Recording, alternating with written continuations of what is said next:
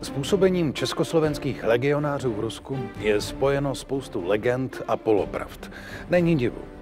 Nacistický a komunistický režim se postaral o to, aby se mnohé historické skutečnosti ztratily pod nánosem času. Upřímně řečeno, složitá situace na transsibirské magistrále příliš nenahrávala pečlivému archivování. Jak se ale desetitisíce Čechoslováků, kteří dokázali vzdorovat přesile na nepřátelském území dlouhé roky, na magistrále vůbec ocitli?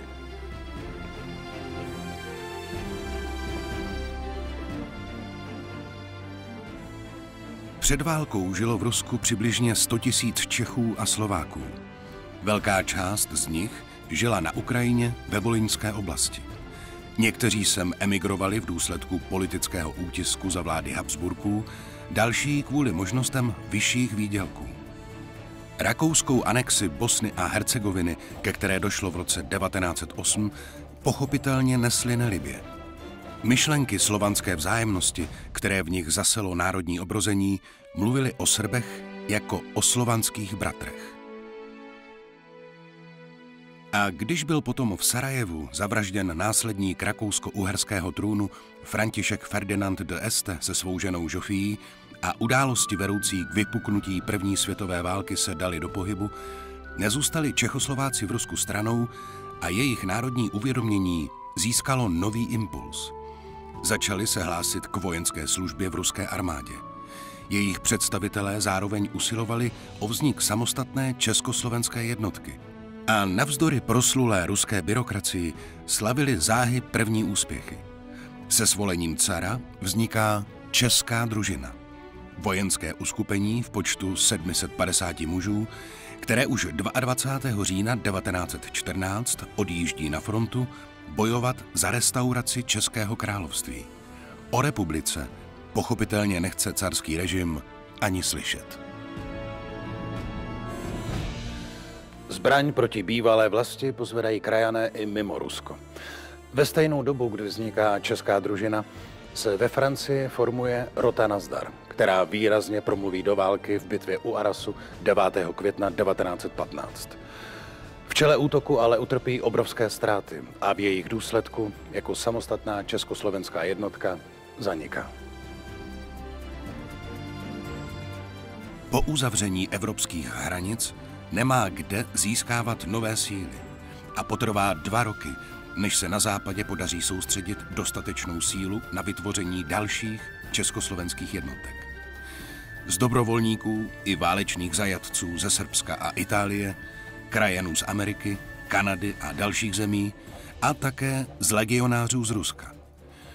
Kromě Francie později vznikají československé legionářské jednotky i v Itálii. Početně se ale s těmi ruskými nemohou měřit. I když ani tam nerostou počty legionářů tak rychle, jak by mohli. Čeští dobrovolníci v ruských službách odváděli skvělou práci. Byli schopní, disciplinovaní a nebáli se nasazení.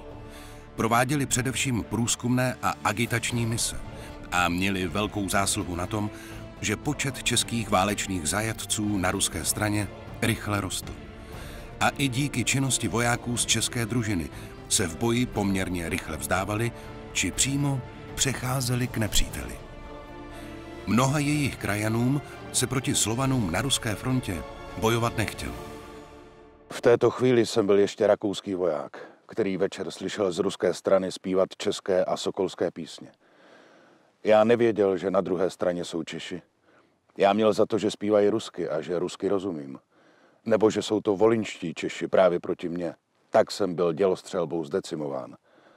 Já nevěděl, že proti mně stojí československé vojsko. Počty Čechů v zajetí jdou do desítek tisíc, ale carská vláda s jejich nasazením do boje otálí. Nestojí o velké národní jednotky.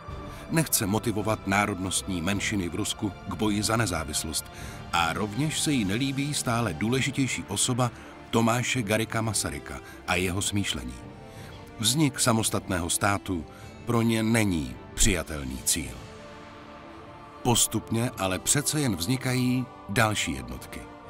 Českou družinu následuje dvojice praporů, která tvoří Československý střelecký pluk. A po povolení náboru zajatců v polovině roku 1916 vzniká dokonce Československá střelecká brigáda o 2 plucích. Další zásadní zlom pak přichází s památnou bitvou u Zborova v červenci roku 1917.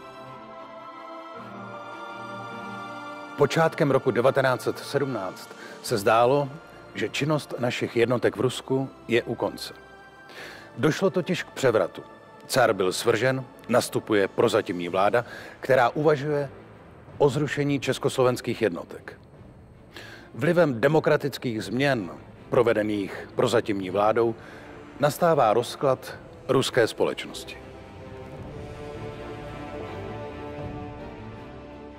Důstojníkům jsou odebrány jejich pravomoci nad vojskem, množí se dezerce, vypovídání poslušnosti, bratříčkování se s nepřítelem a v krajních případech i lynčování a vraždy důstojníků. Navíc se pomalu začíná šířit šeptaná, silně protiválečná bolševická propaganda. V nastalé situaci prozatímní vláda plánuje provedení letní ofenzivy pro rok 1917, aby odlehčila spojencům na západní frontě. V této ofenzivě mají být nasazeny oddíly dobrovolníků, kteří svým příkladem mají strhnout ostatní jednotky. Čechoslováci přihlásí do útoku všechny své 3 pluky, aby vybojovali slavnou bitvu u Zborova. Naše rota přišla ze zálohy do první linie, aby se spojila s ostatními rotami praporu a vrhla se do útoku. Tehdy právě dosáhla palba děl, kulometů, minometů a bombometů nejvyššího vrcholu. A všecko kolem změnila v poušť a v peklo. Nebylo slyšet povelů ani vlastních slov. Všichni jsme se proměnili v stroj. Dobrovolníci padali, vstávali a hned zase letěli dál, svírajíce křečovitě pušku nebo ruční granát. Útok, který naplánují poručíci Čeček a Husák, se vydaří. 3,5 tisíce Čechoslováků prorazí 3 silně opevněné linie nepřítele a získá na 4 tisíce zajatců. V boji ztratí 185 mužů, 800 jich je zraněno. Celá letní ofenzíva však skončila nezdarem. Ruská armáda nedokázala využít průlomu fronty a pod následným protiútokem centrálních mocností se ruská armáda zhroutila. Ruští vojáci v panice prchali před nepřítelem a byli to zase právě Čechoslováci, kteří spolu s ruskými kozáky a nemnoho ruskými jednotkami zadržovali nepřítele během krvavých ústupových bojů. Úspěšná operace Československé střelecké brigády však zásadně změnila váhavý postoj ruské prozatímní vlády k utváření nových československých jednotek. Na podzim 1917 byla brigáda doplněna na divizi a záhy vznikla i divize 2. Dobrovolce přijel do Ruska osobně podpořit i Tomáš Garrigue Masaryk, který také pomáhá posílit morálku v předtuše propukající bolševické revoluce. Plánuje evakuovat celý československý armádní sbor na západní frontu, kde by bylo možné pokračovat v boji proti centrálním mocnostem. Část legionářů se ještě podařilo dostat do Francie, kde pomohou dohodovým mocnostem v posledních velkých bitvách Velké války. Zbytek ale zůstává uvězněn na ruském území. Na dobu delší, než kdokoliv čekal. Masaryk situaci sledoval a uvědomoval si neudržitelné postavení československých vojáků v revolucí rozbouřeném Rusku. Usiloval o jejich rychlý transport do Francie. Němci ale využili rozkladu východní fronty a snažili se zabrat co největší ruské území, především na Ukrajině. A československé jednotky musely ustupovat a bojovat o to, aby jim Němci nezablokovali jedinou možnou ústupovou cestu – na východ k Vladivostoku. Ústupová trasa vedla přes velký železniční uzel Bachmač, ke kterému museli počátkem března příslušníci sboru dorazit pěšky. Teprve tam mohli nasednout do vlaků, ale postupující Němci se jim snažili ze západu a ze severu odříznout ústupovou cestu. A tak pluky 2. divize bránili přístupové železniční tratě, aby se mezitím podařilo úspěšně evakuovat celý sbor směrem na východ do nitra Ruska. Podepsáním míru v Brestu-Litevském v březnu 1918 se poražené Rusko stalo vazalem ústředních mocností. Českoslovenští představitelé s jeho vládou uzavřeli dohodu o odchodu do Francie přes Vladivostok. Za to se opětovně zavázali k neutralitě ve vnitropolitických záležitostech a k vydání většiny zbraní, kromě těch, které by sloužily k nutné ochraně transportních vlaků. Smlouva však chování místních Sovětů příliš neovlivnila a jejich stoupající agresivita zvyšovala napětí a prohlubovala nedůvěru mezi československým vojskem a sovětskou mocí. 13. květen. Zdá se mi, že přestanu v psaní deníku. Neb nyní je život stále tentýž. V napětí, co bude, jak se vše zde skončí. Není odsud jiného východiska než smrt. Mám tušení, že nevrátím se domů. Naše evakuace jde mnohem pomaleji nežli nástup bolševiků. Tedy je jisto, že nás dohoní a jaký poměr vůči nám zaujmou, nejisto. Ale rozhodně hladit nás nebudou.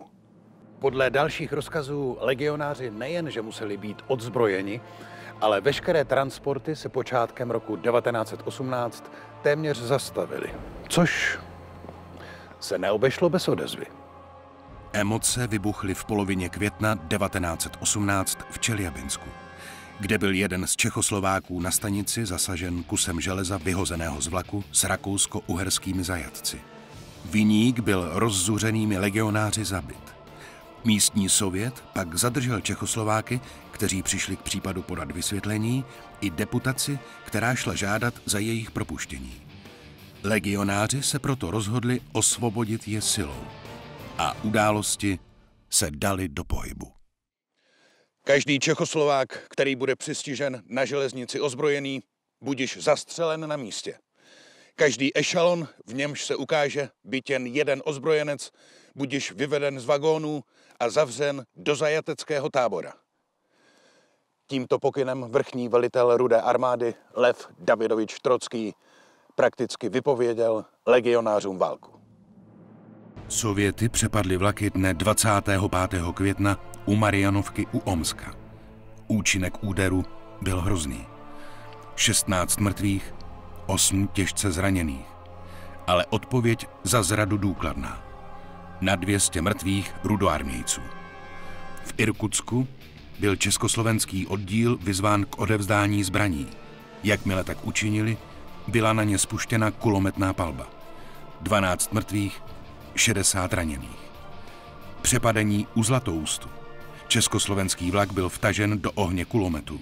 6 mrtvých, 100 raněných. V obou případech se hájili českoslovenští vojáci kamením. S heslem Vlastním pořádkem do Vladivostoku a s podporou civilního obyvatelstva se legionáři pustili do boje podél magistrály.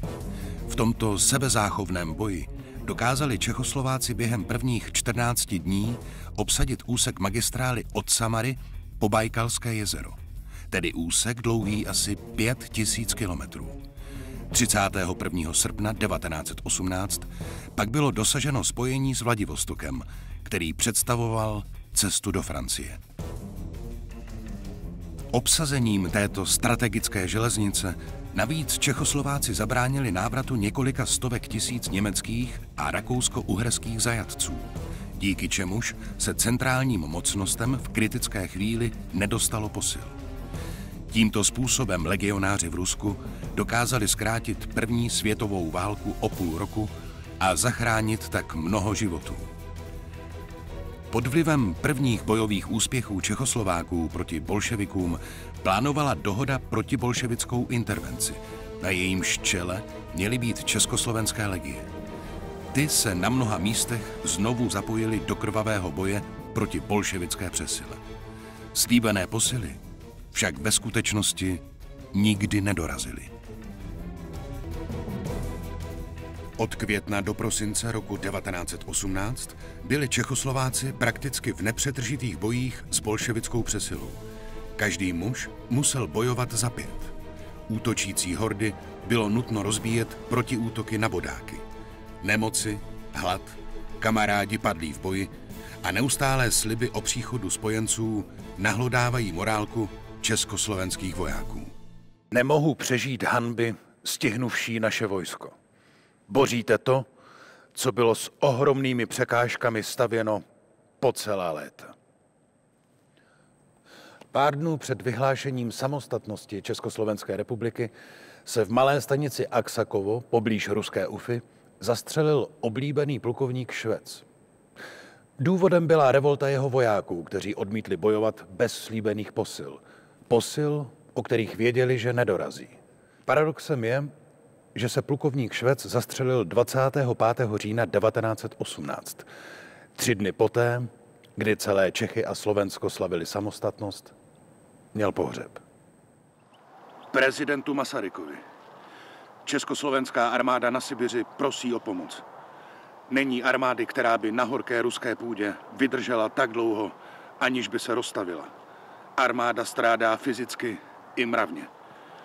Vojsko bez rozdílu třídního nebo politického přesvědčení je zachváceno touhou po domově. Nervy vojska hrozí prasknutím. V listopadu 1918 je svržena protibolševická vláda v Omsku a do pozice vládce Sibiře je dosazen admirál Kolčak. Svými metodami se od svých nepřátel nelišil. Za necelý rok jeho vlády bylo na jeho příkaz popraveno na 100 000 jeho odpůrců. O vypálených osadách a vesnicích nemluvě.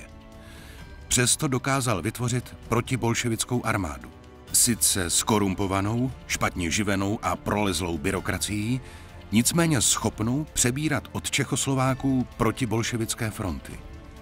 Ti však domů stále nejedou. Vojáci si byli vědomi, že svůj hlavní cíl, Československou republiku, již vybojovali a neměli zájem nadále krvácet v cizí válce. Kdysi skvěle organizovanými jednotkami se začaly šířit rozkladné nálady. Příliš nepomohl ani příjezd Milana Rastislava Štefánika, muže, který měl po Masarykovi u vojáků snad největší autoritu. S velkou nevolí přijali vojáci rozkaz číslo 588, který demokraticky fungující dobrovolnické vojsko podřídil jmenovaným armádním velitelům, kteří ho posílají znovu bojovat. Počínaje únorem 1919 československé jednotky postupně převzaly strážní službu mezi Irkutskem a Novonikolajevskem v týlu kolčakovské armády. K zabezpečení plynulé dopravy bylo nutné vypořádat se nejen s řadou menších skupin záškodníků, přepadávajících vlaky a olupujících cestující, ale i s několika většími formacemi čítajícími několik tisíc mužů. Vojsko bylo střídavě ve službě na magistrále a na odpočinku v posádkových městech, kde se ve volných chvílích oddávalo nejrozmanitější sportovní a kulturní činnosti. Kolem magistrály je rozeseto na 3000 legionářských hrobů. Ne všichni legionáři přitom mohli být pochováni. Rychlé přesuny legií vynucené nepřítelem, především Rudou armádou, byly na denním pořádku. Nakonec se bývalí spojenci obrátili proti sobě. Kolčak, který po zhroucení protibolševických front na podzim roku 1919 uprchl z Omsku, byl na žádost spojenců Čechoslováky zadržen a později předán místní menševické vládě, aby byl souzen za svoje zločiny. Ti ho ale obratem předali bolševikům a on byl záhy popraven. Právě Kolčak měl dlouho v držení ruský zlatý poklad. Během bojů ale stihl velkou část utratit. Legionáři ho použili jako záruku, že se Rudá armáda nepokusí překazit jejich odjezd domů. Po průjezdu posledního legionářského transportu Irkutskem byl poklad ruské vládě vrácen. Dohodě s Rudou armádou nestálo nic v cestě a legionáři se konečně mohli vypravit do Vladivostoku a domů. V 42 lodních transportech se do Československa postupně vrátilo téměř 70 000 osob. Nadšené vítání, jakého se před 2 lety dočkali legionáři z Itálie a Francie, už je ale nepotkalo. Mladá republika měla svých problémů dost. Přesto byla doba její existence pro legionáře tou nejlepší, jakou měli zažít. Nacistické a komunistické pokusy přepsat a vymazat nepohodlnou historii na ně dopadly plnou silou.